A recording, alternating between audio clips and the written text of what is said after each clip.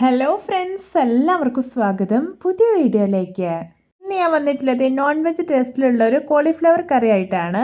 എന്നും പറയുന്ന പോലെ വീഡിയോ കണ്ടിട്ട് ഇഷ്ടപ്പെടുവാണെങ്കിൽ ലൈക്ക് ചെയ്യുക, ഷെയർ ചെയ്യുക, കമൻറ്റ് ചെയ്യുക, ചാനൽ സബ്സ്ക്രൈബ് ചെയ്യാനും മറക്കരുത്. പിന്നെ ഫേസ്ബുക്കിലൂടെയാണ് വീഡിയോ കാണുന്നതെങ്കിൽ പേജ് ഫോളോ കൂടി ചെയ്യണേ. അപ്പോൾ നമുക്ക് നേരെ വീഡിയോയിലോട്ട് പോവാം.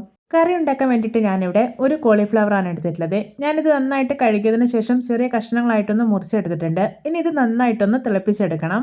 അതിനായിട്ട് ഞാനിവിടെ ഒരു പാൻ അടുപ്പത്ത് വെച്ചിട്ടുണ്ട്. ഇതിലോട്ട് കോളിഫ്ലവർ ഇട്ട് കൊടുക്കാം. ഇനി ഇതിലോട്ട് ഒരു 1/4 ടീസ്പൂൺ മഞ്ഞൾപ്പൊടിയും ആവശ്യത്തിന് ഉപ്പ് ഇട്ട് കൊടുക്കുന്നുണ്ട്. ഇനി ഒരു ഗ്ലാസ് വെള്ളം ഒഴിച്ചു കൊടുക്കാം. എന്നിട്ടൊന്ന് ഇളക്കി കൊടുക്കുകയാണ്. നന്നായിട്ടൊന്ന് തിളച്ച് വരട്ടെ. ഇപ്പോൾ ഇത് നല്ലപോലെ തിളച്ച് വന്നിട്ടുണ്ട്. ഇനി ഇതൊരു പ്ലേറ്റിലോട്ട് കോരി മാറ്റി വയ്ക്കാം.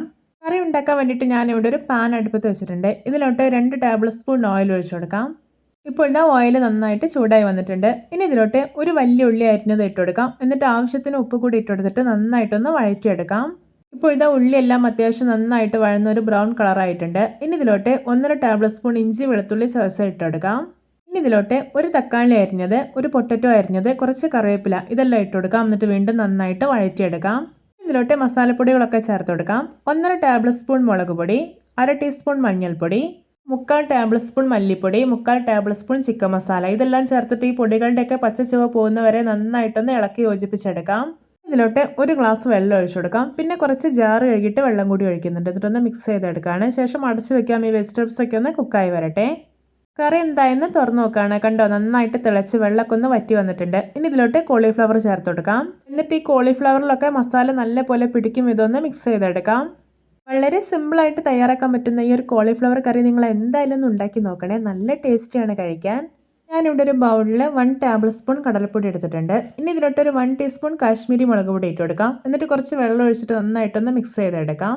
ഇപ്പോഴത്തെ കറി നല്ലപോലെ ഡ്രൈ ആയി വന്നിട്ടുണ്ട്. ഇനി മിക്സ് ചെയ്ത് വെച്ചിരിക്കുന്ന കടലപ്പൊടിയും കാശ്മീരി മുളക് പൊടിയും ഉണ്ടല്ലോ, അത് ഇതിലോട്ട് ചേർത്ത് കൊടുക്കാം.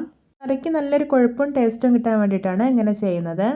ഇതിലോട്ട് 1/2 ടീസ്പൂൺ കുരുമുളക് പൊടി, 1/4 ടീസ്പൂൺ ഗരം മസാല, കുറച്ച് കറിവേപ്പിലയും മല്ലിയിലും അരിഞ്ഞതും ഇട്ട് കൊടുക്കാം. എന്നിട്ടൊന്ന് ഇളക്കിയെടുത്തതിന് ശേഷം കറി വാങ്ങി വയ്ക്കാവുന്നതാണ്. ഇതാ നമ്മുടെ രുചികരമായിട്ടുള്ള കോളിഫ്ലവർ കറി റെഡി. നോക്കിയേ, കാണുമ്പോൾ തന്നെ കൊതി വരുന്നില്ലേ?